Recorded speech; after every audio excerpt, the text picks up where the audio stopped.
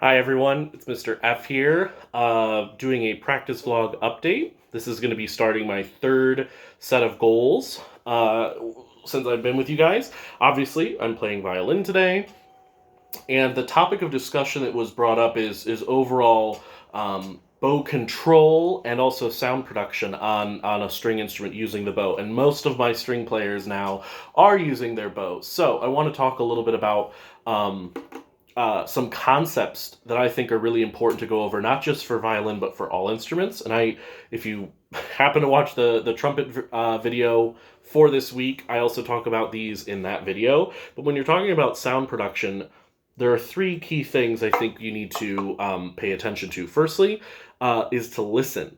So you need to turn up your awareness of what you're doing, how it's affecting your sound. So you need to amp up your ability to listen to exactly what you're doing on your instrument. You also need to spend some time, I think, listening to professionals who play your instrument. So if my violin players here have never heard of Itzhak Perlman, go listen to Itzhak Perlman, probably one of the best violin players in the world. If you've never heard of Yo-Yo Ma, for my cello friends, go and listen to them because they're fantastic. And what you're going to start to understand when you listen to professionals is you're going to start to hear certain ways that they play their instrument, and you will start to, the more and more you do it, to be able to translate, okay, they're doing this, how can I apply that to my own practice and my own playing? I'm not going to say it's an easy process, and I'm not going to say it's a straightforward process, but the more you do it, the easier it will become. So I encourage a lot of listening. This second point is connected through all of these. I'm going to call it balance overall. So this kind of talks about the mechanics, like if I'm going to play it open D.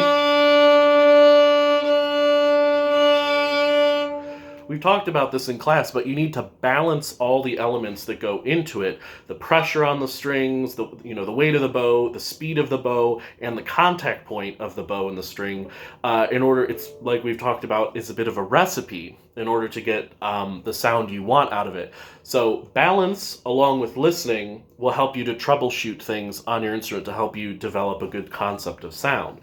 And the last thing I have on here, and I'm not going to dive into this super in depth because I don't want to make this video super long, and you'll see in my update videos the kind of things I'm going to work on. The things that I'm going to work on are to practice, long tones and to put these together with exercises. So we've gone over this one in class. I'm just going to reiterate it.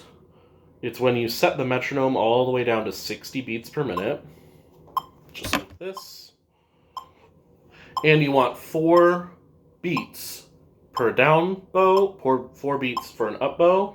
So let me show you what that looks like.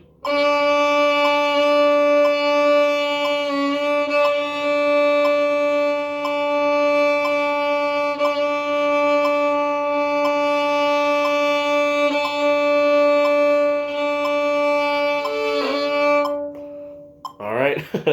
And just to reiterate what we talked about in class about this, we're looking for consistency. We don't want the note to waver, and you heard mine waver a little bit. It's always a work in progress. So that's one of my goals this week, is to make it a lot clearer and consistent. It's to get my transition between up bow and down bow more consistent. And to make sure my speed is accurate all the way across. And there are different things you can do with this, and I will experiment around with a couple of different exercises. But you can start your bow fast and end it slow. So if I want to start fast, 3, 4.